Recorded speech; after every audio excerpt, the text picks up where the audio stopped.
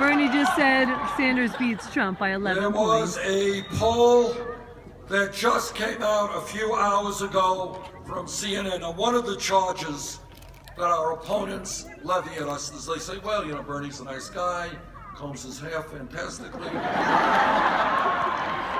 But you know, Bernie just can't win a general election against the Republicans. Just can't do it.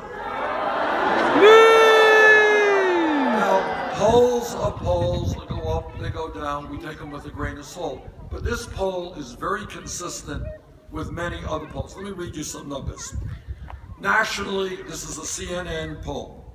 Hillary Clinton does well against Donald Trump. She beats him 53, 41, 12 points.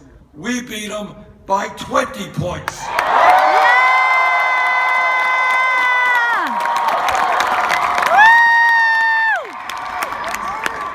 Same poll. Hillary Clinton loses to John Kasich by 6 points. She loses. We beat Kasich by 6 points. Yeah! Hillary Clinton and Ted Cruz are in a tie, 48-48.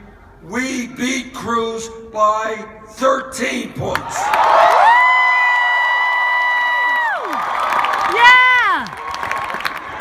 All of us know that we have got to do everything we can to make certain that a Republican does not occupy the White House next year.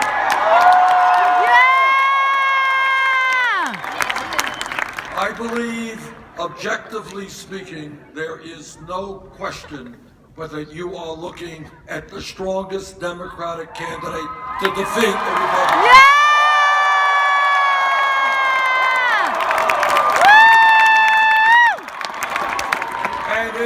It is not just polls. There's something more important, and you are demonstrating it here tonight. Democrats win when millions of people are excited and hopeful for the future and are prepared to get engaged in the political process. That's when Democrats win.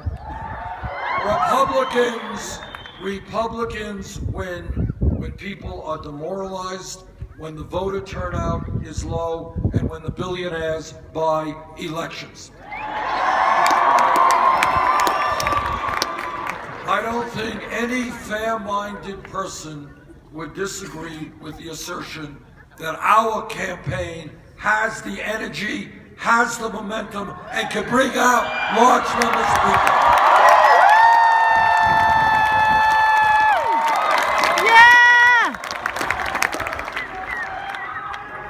Now, our campaign is doing as well as it is. It has the momentum and the energy for one very simple reason. We are doing something very unusual in contemporary American politics. We are telling the truth.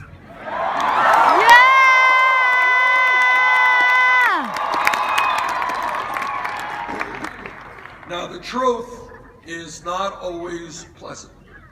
That is true for our personal lives. It is true for politics. But just as in the case with our personal lives, it is imperative that we have the courage to look at reality as it is. If we simply push it under the rug and ignore it, as media often does, we will not effectively address our problems.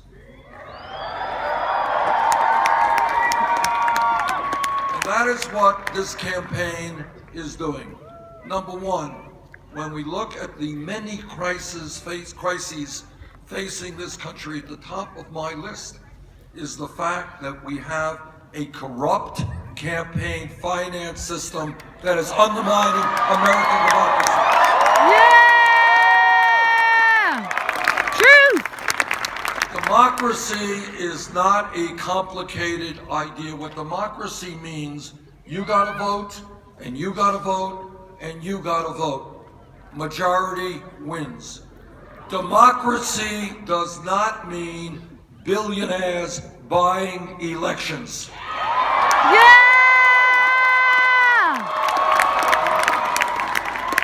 Democracy does not mean the Koch brothers and a handful of other billionaires spending $900 million in this campaign cycle. $900 million to elect candidates who represent the wealthy and the powerful. That is not democracy. That is oligarchy, and we are not accepting.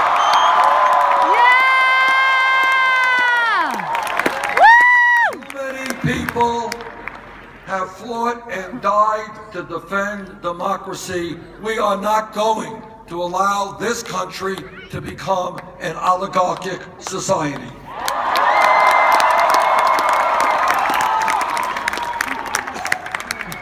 But it is not just big money buying elections. What we are seeing all over this country are cowardly Republican governors trying to suppress the vote. Now, we have in this country, sadly, one of the lowest voter turnouts of any major country on earth. Our job should be to increase voter turnout, not decrease voter turnout.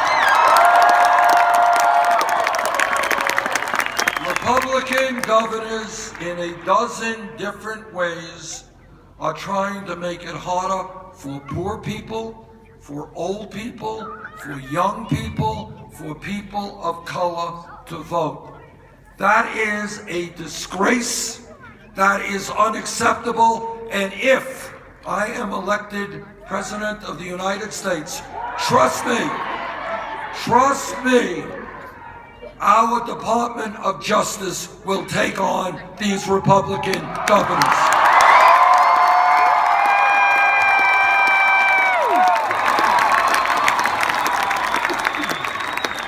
What American democracy is about is anybody over the age of 18 who's a citizen of this country has the right to vote. End of discussion.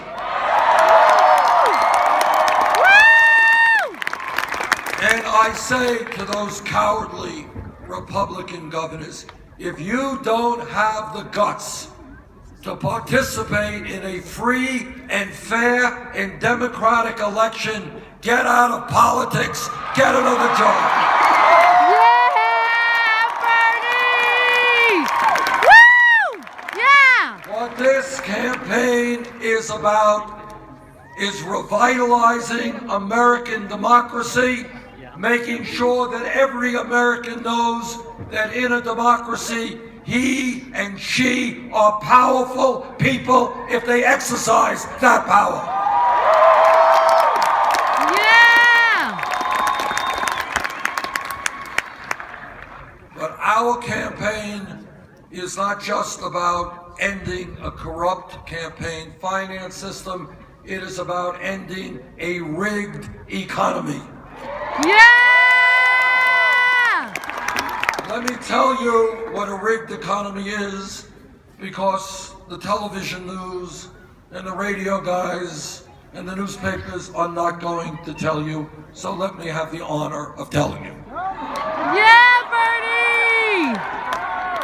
What a rigged economy is that today, believe it or not, the top 0.1% now owns almost as much wealth as the bottom 90%.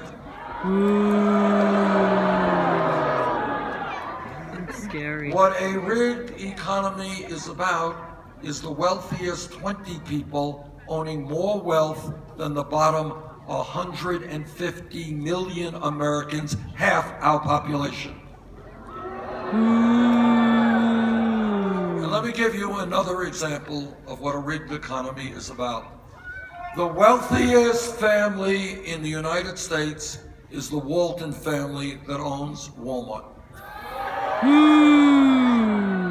The Walton family pays wages to its Walmart employees that are so low that many of those workers are forced to go on Medicaid, food stamps, and subsidized housing. And you know whose taxes pay for those food stamps and Medicaid? You do. So you have the absurd situation where working families who are struggling are paying taxes to subsidize the business of the wealthiest family in America. That is crazy. Yeah, it is. So I say to the Walton family, get off of welfare, pay your workers a living wage.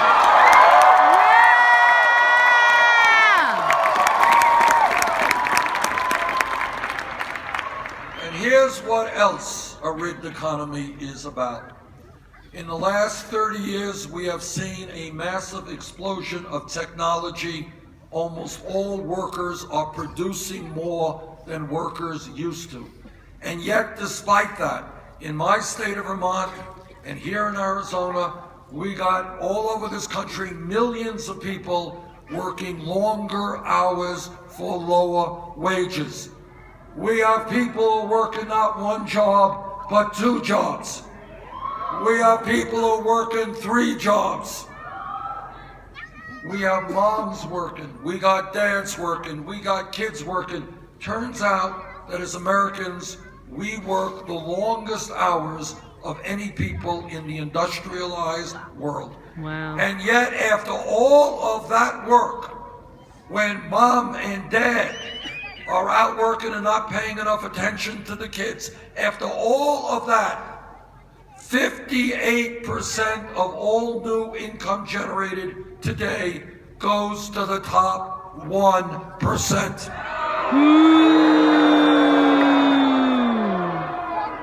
You guys ready for a radical idea? Yeah!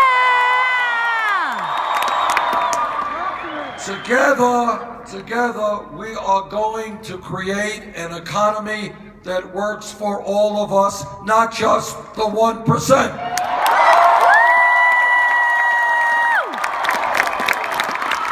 Speaking truth. It's not just a corrupt campaign finance system.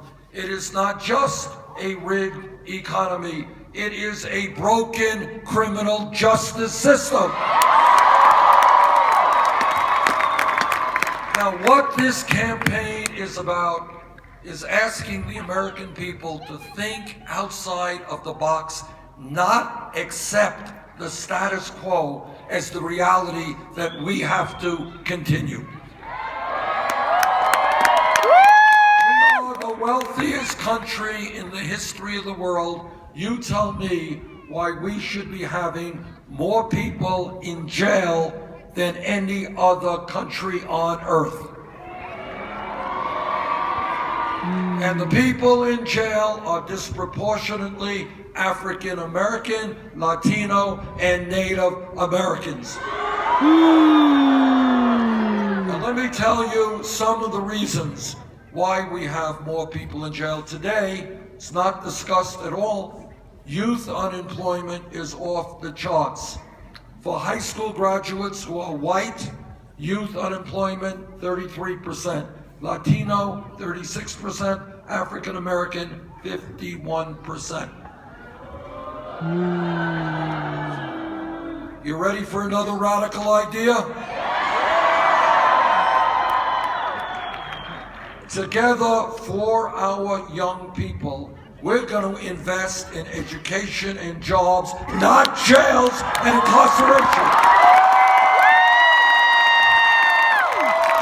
Yeah! When we talk about a broken criminal justice system, all of us are tired of seeing the videos on television of unarmed people, often minorities, being shot and killed by police officers. Now, I was a mayor for 8 years. I've worked with police departments all over my state and police officers all over the country. The truth is, vast majority of police officers are honest, hardworking, and have a very difficult job. Yeah! But when a police officer, like any other public official, breaks the law, that officer must be held accountable. Yeah! We have got to demilitarize local police departments. Yeah! We have got to create police departments that reflect the diversity of the communities they serve. We have got to rethink the failed war on drugs. Today, and over the last 30 years, millions of Americans have police records for possession of marijuana.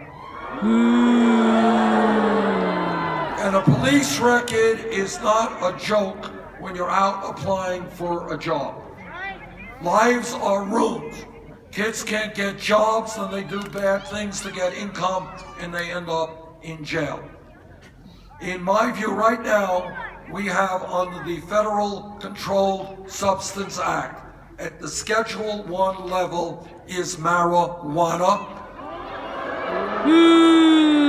Right alongside heroin. Now, people and scientists argue about the pluses and minuses of marijuana, but all of you know marijuana is not heroin. Yeah! True!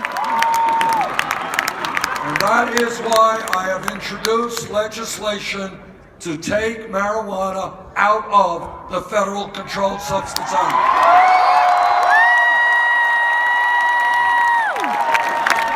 States, as you all know, it is a decision of the states to decide whether to legalize marijuana or not. But in my view, the federal government should not make it a federal crime.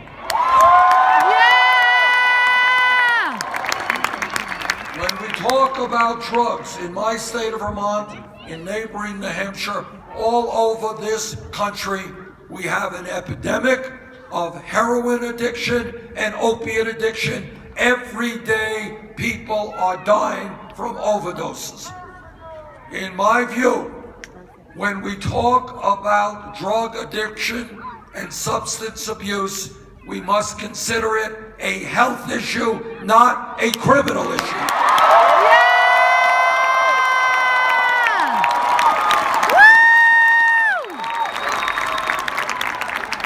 We need a revolution in mental health care in America.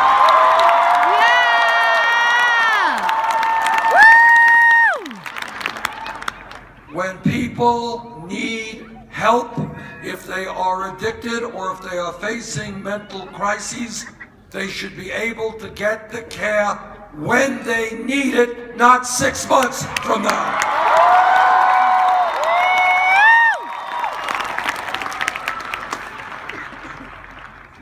This campaign is doing well because we are listening to the American people, not wealthy campaign contributors. Yeah! And one of the strong differences between Secretary Clinton and myself is how we raise our campaign funds. Yeah! Now, sadly but truthfully, it requires hundreds of millions of dollars to run a national winning campaign. When we began this campaign, we had no money, no political organization, very little name recognition outside of Vermont. And we had to make a decision. Should we do what every other candidate does and start a super PAC? No. We agreed with you. Yeah!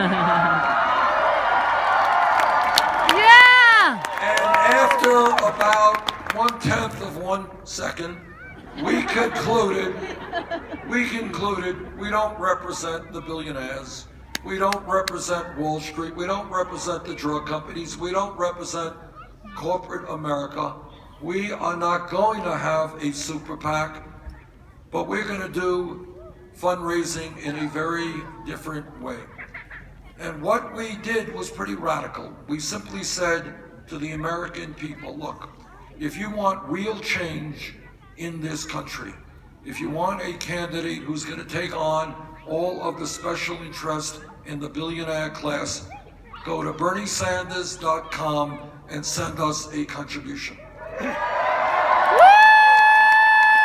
And what happened, honest to God, is something that in a million years I would not have believed.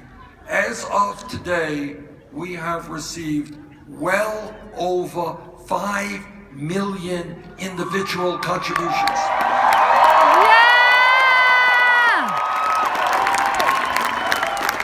Now, Secretary Clinton recently announced that she has received 1 million individual contributions. That is very good.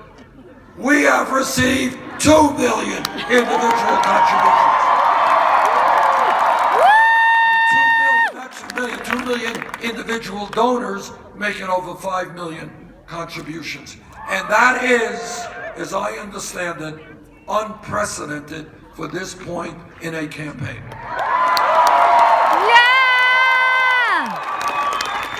Anybody know what the average contribution is? $27. I don't know why. I love that. I love that people know that. And you know why? Because that in itself, over 5 million individual contributions, $27 on average. That is revolutionary. And what that shows us, and that should give us hope for the future, is that when you have a campaign that speaks to the needs of the American people will respond. To paraphrase Abraham Lincoln at Gettysburg, this is a campaign of the people, by the people, and for the people.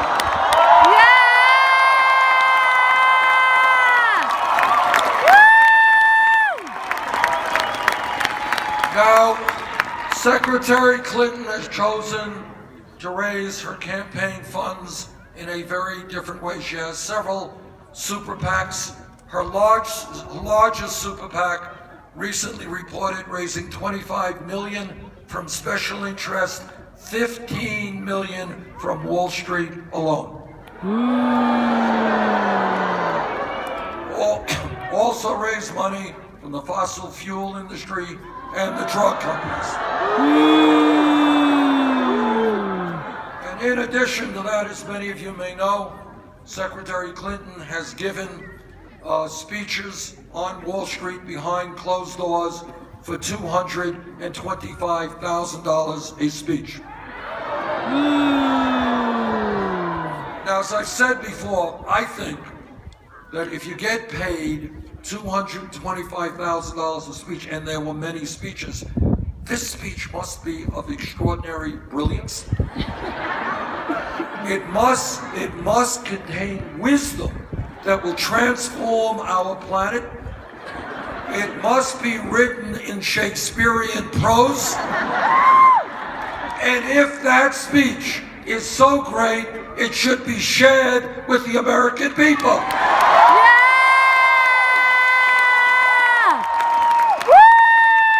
Secretary Clinton said, well, she is prepared to release her transcripts if other people are prepared to release their transcripts. So let me make a dramatic announcement tonight. Right on the eve of the Arizona primary. You all ready?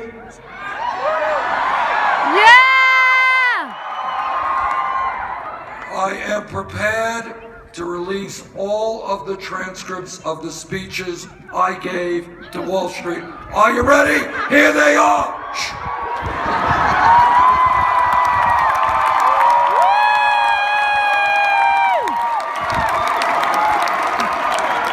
Bernie, Bernie, Bernie, Bernie, Bernie, Bernie, Bernie, Bernie, Bernie. I just don't know why, but I have not been invited to give a speech to Wall Street. Not for $225,000 $1,000, not for $25,000, not for $2,000, not for $2, not for nothing.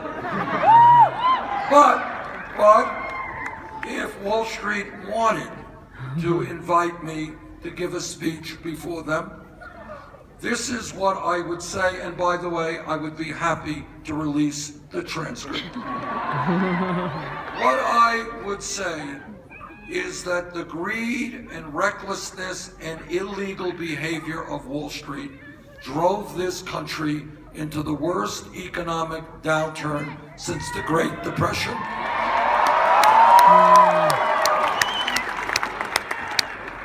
And what I would say is that Congress, against my vote, bailed them out because the big banks were too big to fail.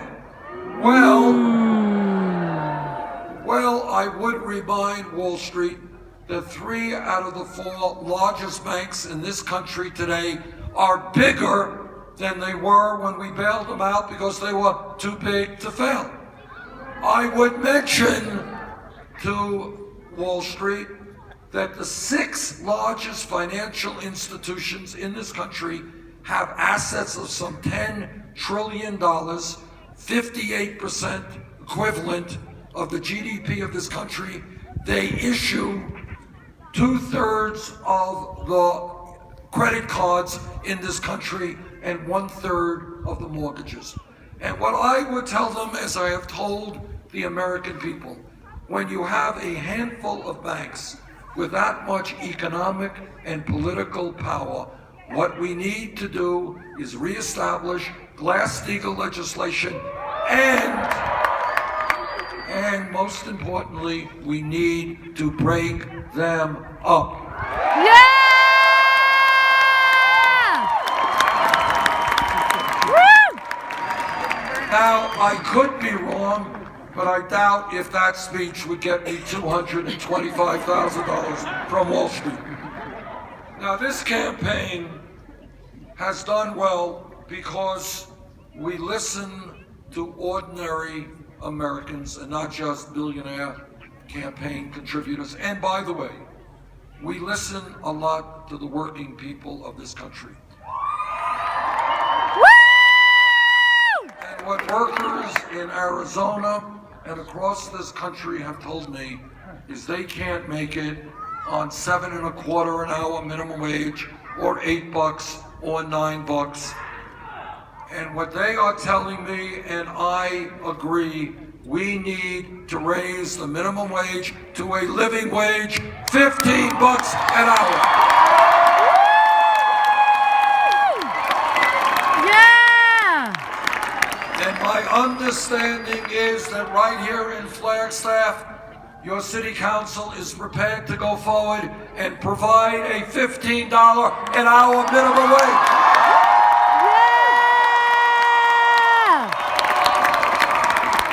I applaud them. This campaign is listening to senior citizens and disabled veterans. And what disabled vets and seniors are telling me is they cannot make it on $11,000 or $12,000 a year Social Security.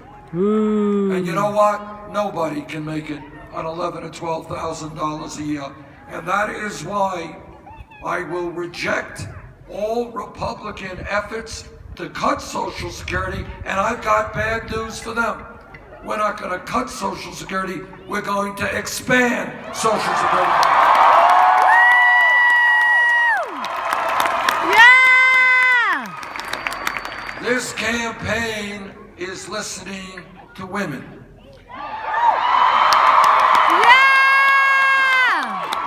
Women are telling me they are tired of working for 79 cents on the dollar compared to men. And they should be tired because this is nothing but old-fashioned sexism, and we are going to end that.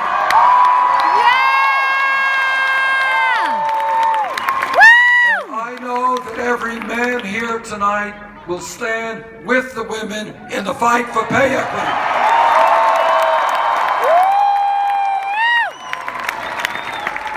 This campaign is listening to young people. Yeah!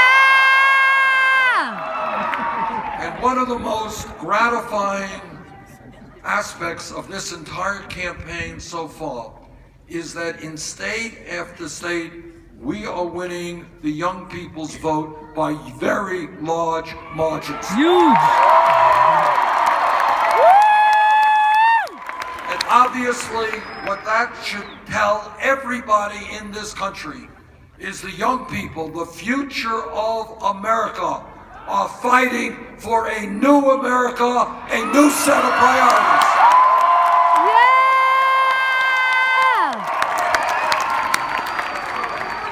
The young people are tired of establishment politics, establishment economics. They have a different vision for this country, and I thank them for that.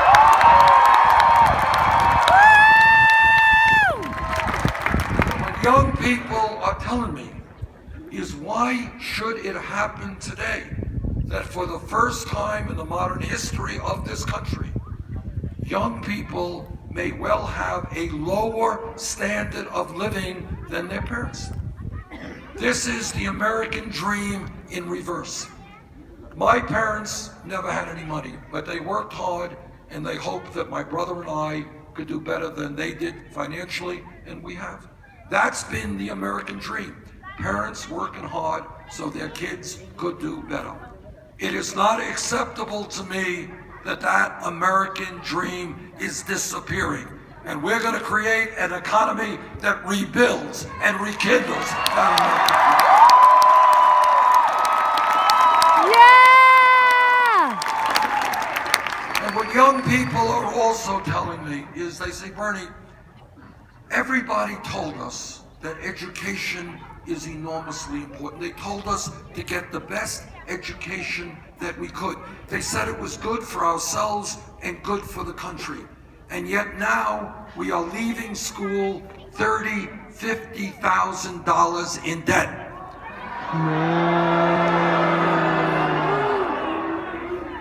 We should not be punishing millions of young people for doing the right thing.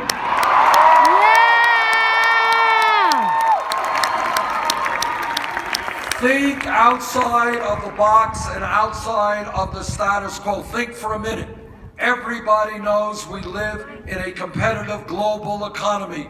We need the best educated workforce in the world. Why in God's name are we forcing millions of people to pay decades of debt because they chose to do the right thing and get an education? That's crazy.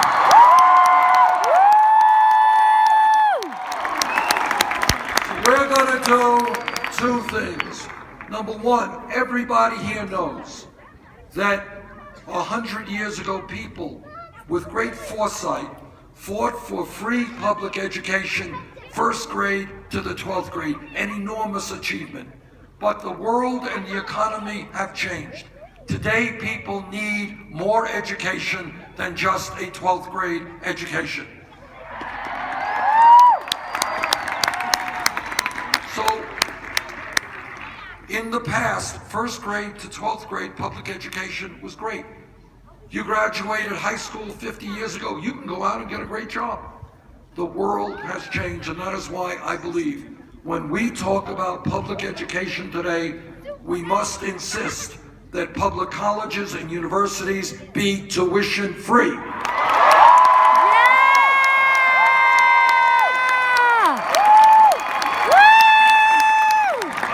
This is not a radical idea. It exists in Germany, it exists in Scandinavia. And you know what? People don't know this. To a significant degree, it existed in this country 50 years ago. 50 years ago, you could go to the great public colleges and universities in America, University of California, City College in New York City, state colleges all over this country. tuition was virtually free. If we could do it 50 years ago, we can do it today. Yeah! Woo! And we have got to deal with the crisis of student debt. Yeah! What we propose is that people with student debt refinance their loans at the lowest possible interest rates they can find. Yeah. This will substantially lower student debt in this country. Now, I am often criticized by my opponent, by the establishment. They say, well, Bernie Sanders giving away a lot of free stuff. Santa Claus, giving away. Now, I want you to think about this. When Wall Street crashed because of their illegal behavior and greedy actions, the Congress bailed them out. That was just wonderful. That's what the ruling class wanted, and that's what happened. Now, I happen to think that today we should establish a tax on Wall Street speculation. Yeah! That would bring in more than enough money to make public colleges and universities tuition free. Woo! And substantially lower student debt. Woo! When Wall Street crashed, middle class bailed them out. Now it is their time to help the middle class. Yeah!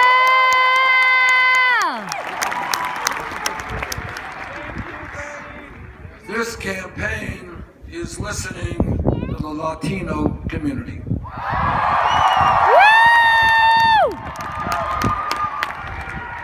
What the Latino community is saying is they are tired of living in the shadows, tired of living in fear, tired of being exploited, as 11 million people in this country are undocumented. They are tired of the ugliness of people like Sheriff Joe Arpaio.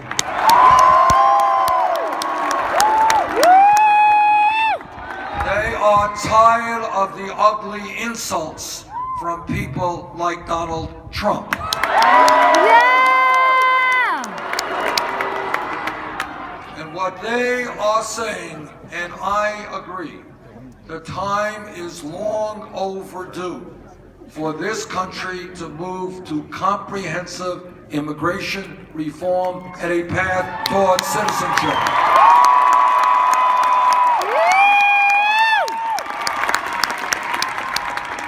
And let me say that if Congress does not do its job and pass comprehensive immigration reform, I will use all of the powers available to me as President of the United States, our executive power, to make sure that we protect those people today who are living in fear.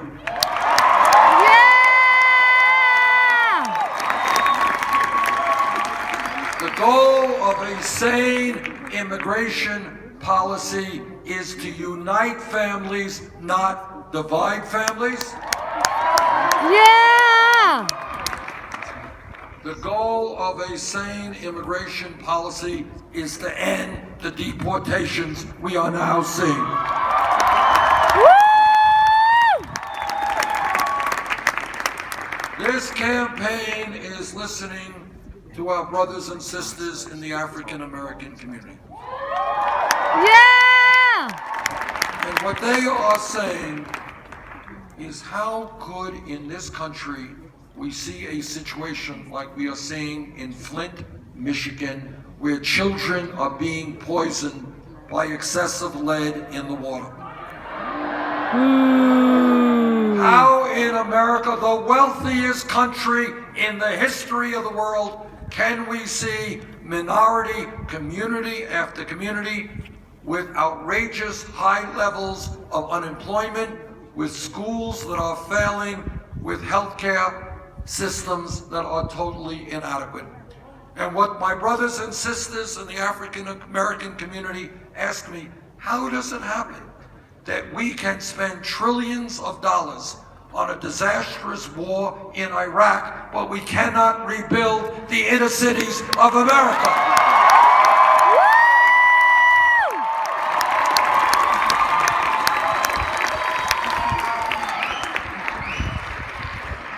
And let me say something about Flint, because I was there, and I talked to the families impacted.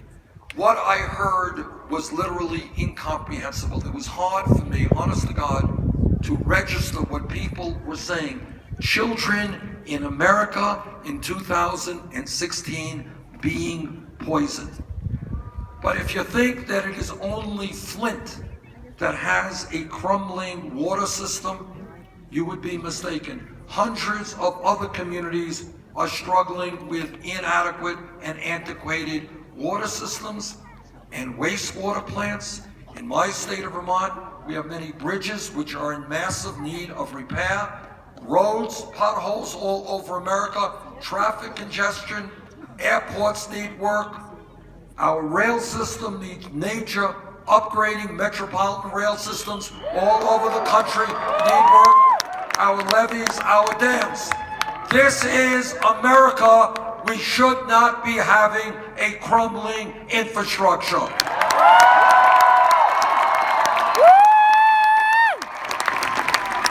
Instead of giving tax breaks to billionaires or fighting wars that we never should have gotten in the first place, we're going to rebuild our infrastructure. And $1 trillion investment over 5 years creates 13 million good-paying jobs.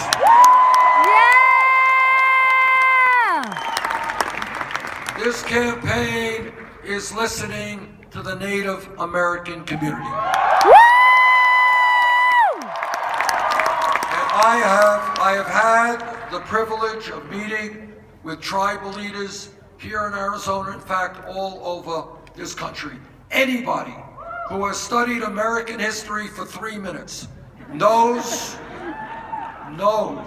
how shamefully the Native American people have been treated from the day the first settlers came to this country. Agreed. Native Americans have been cheated, they have been lied to, and treaties they signed have been abrogated. We owe the Native American people a deep, deep debt of gratitude that, in fact, we can never repay. They have taught us so much, and have enriched our culture, and maybe most significantly, they have taught us that it is imperative that we live with nature, as part of nature, rather than destroying it.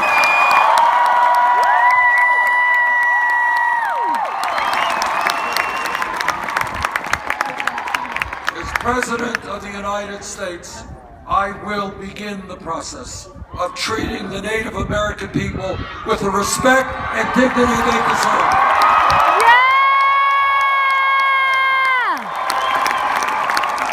I love you, Bernie! I am a member of the U.S. Senate Committee on the Environment.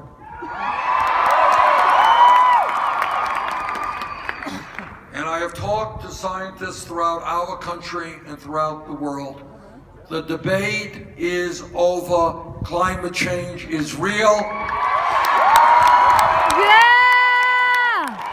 It is caused by human activity. It is already causing massive damage in our country and all over the world. This is not a debatable issue. The moral thing to do is to make certain that we leave this planet in a way that is healthy and habitable for our kids and future generations.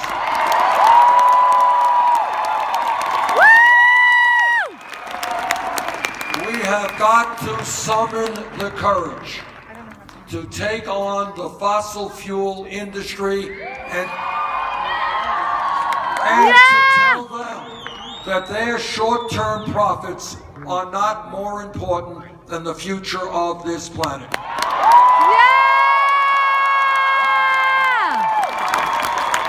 We have got to work with countries all over the world. This is not an American issue, it's an international issue. We work with China, Russia, India, in moving away from fossil fuel to energy efficiency and sustainable energy.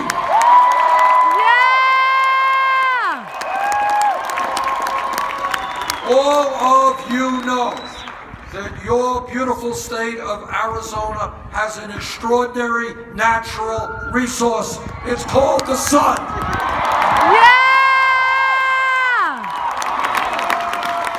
And as president, I will help the people of Arizona build the solar facilities and have the solar panels that they need.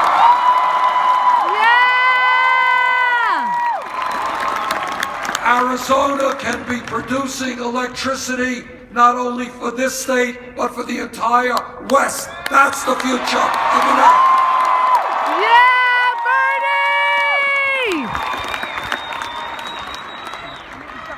Now, I have been criticized roundly for saying this, so let me say it again. In my view, healthcare is a right of all people, not a privilege.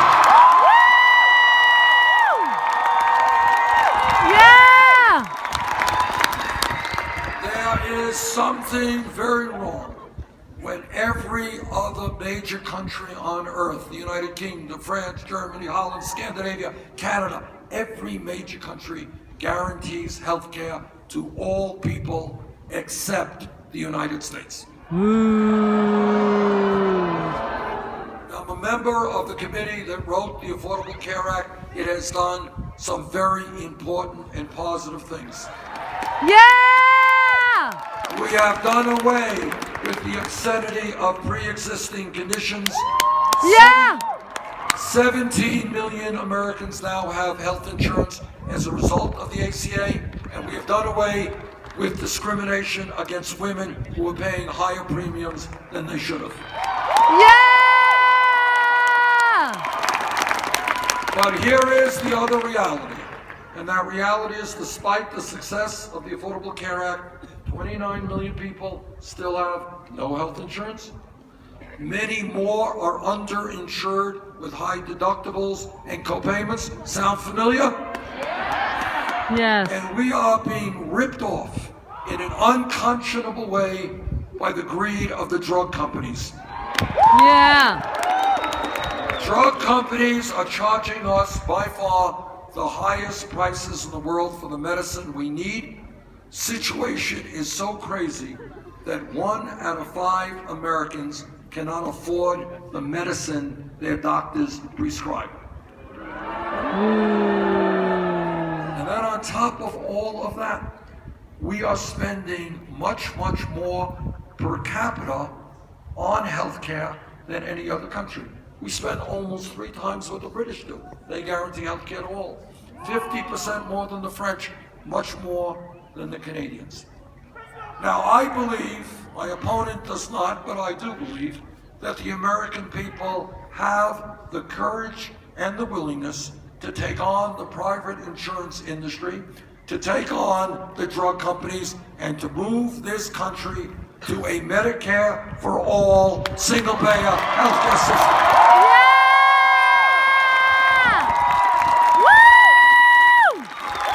And when we do that, we save middle-class families many thousands of dollars a year on their health care costs. All right. Now, all of you know that change, real change, never takes place from the top on down. It always takes place from the bottom on up. When workers 100 or more years ago were being ruthlessly exploited, overworked, underpaid, they said, We are going to form unions, and we're going to fight for our rights and our dignity. Millions of workers came together to form unions.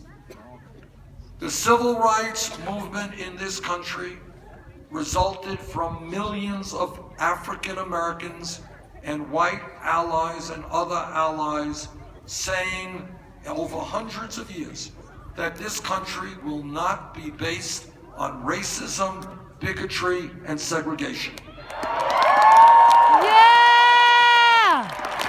And many of those people who took on the racist, some of them were beaten, some of them were jailed, some of them were killed. But finally, the American people came together and said, racism will not be what America is about.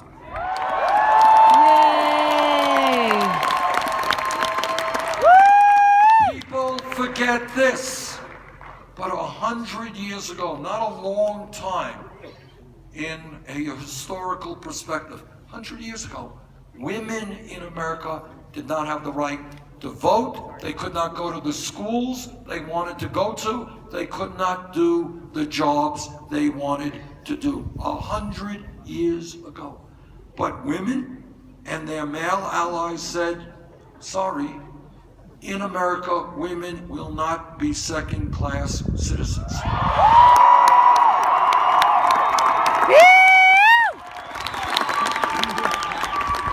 And women fought back. They went to jail. They waged hunger strikes. Some died to make sure that women got the rights they were entitled to, and that we fought against sexism. Okay? If we were here in this beautiful amphitheater 7 years ago, not a long time at all, somebody jumps up and says, Bernie, you know, I think by the year 2015, gay marriage will be legal in 50 states in this country. The person next to that person would have said, you're crazy. What are you smoking? Nobody would have believed that could have happened. But what has happened over decades is the gay community and their straight allies took on the vicious hatred and bigotry that was out there, stood up to it, and made it clear that in America, people have the right to love whoever they want to love, regardless of gender.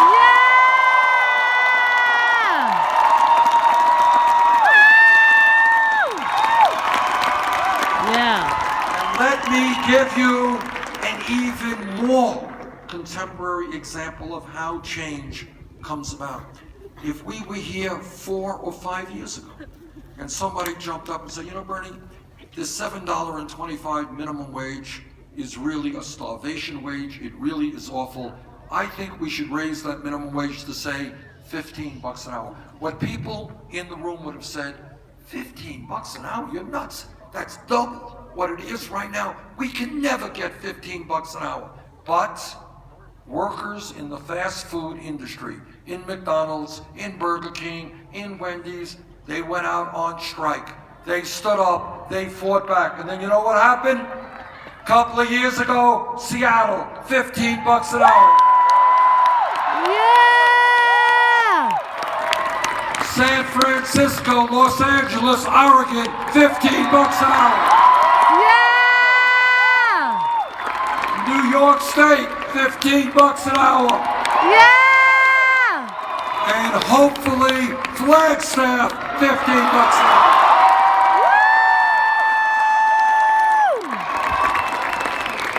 What is my point? My point is that the only way we bring about real change is when millions of people look around them and say, you know, this status quo is not acceptable.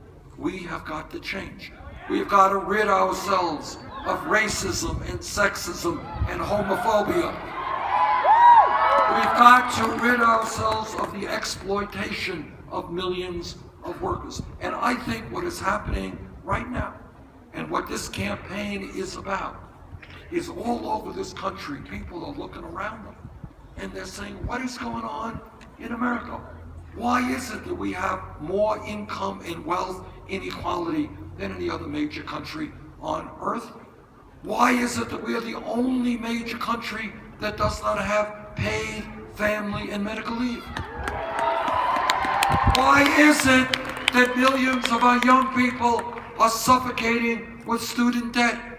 Why is it that we have the highest rate of childhood poverty of almost any major country on earth, over 20%? Why is our infrastructure collapsing and children drinking poisoned water? Why is it that the rich get much richer and now, through Citizens United, control our political system? So people all over the country, they're looking around and they're saying, this is not what America should be. We need change. We need real change. Yeah! Yeah, Bernie! And what people are understanding is that real change is not going to come from a candidate who receives millions from Wall Street or the drug companies or the fossil fuel companies, from a candidate who voted for the war in Iraq, from a candidate who supports fracking. And what people understand is the only way we make real change is when millions of people stand up together and say that our government has got to represent all of us, not just wealthy campaign contributors. Yeah!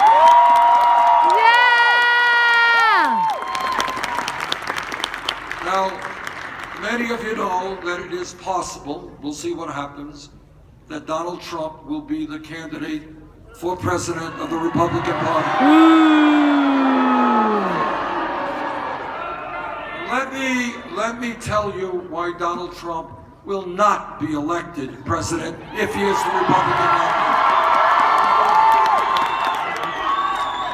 He will not be elected president because the American people will not vote for a candidate who insults Mexicans and Latinos. No. They will not vote for a candidate who insults women. No. Who insults Muslims. No. Who insults the African American community. No. And I want you all to remember what I think too many have forgotten. A few years ago, before Trump was running for president, he was one of the leaders of the birther movement. That was an ugly and savage effort to delegitimize the presidency of Barack Obama. And people have the right to disagree with Obama on anything, that's fine. But what he was attempting to do is to suggest that President Obama was not a legitimate president, was not born in the United States of America. That is an incredibly ugly and dangerous thing to do. Now, I have found it very interesting. President Obama's father was born in Kenya. My father was born in Poland. I'm the son of an immigrant. But I have found it very interesting that nobody has ever asked me for my birth certificate. You think it might have something to do with my skin color? I think so.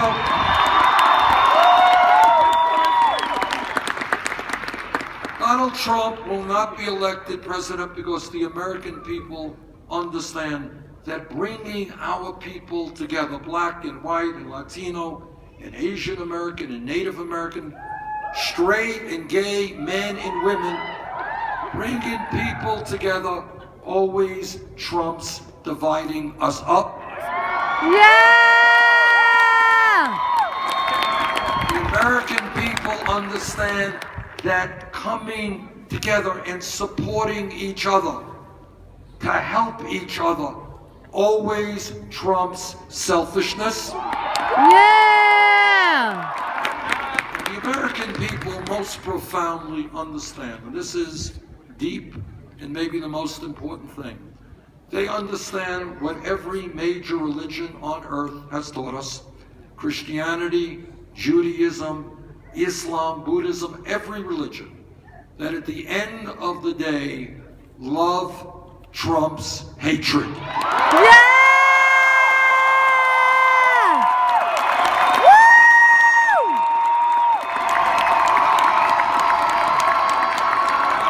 I love you, Bernie. Yeah! Tomorrow is a very important day. Tomorrow, Arizona has its primary, and I can tell you that what we have seen in this campaign is we do very well when the voter turnout is high. We do not do well when the voter turnout is low. So my request is that tomorrow, please come out to vote. Bring everybody you can with it. Yeah!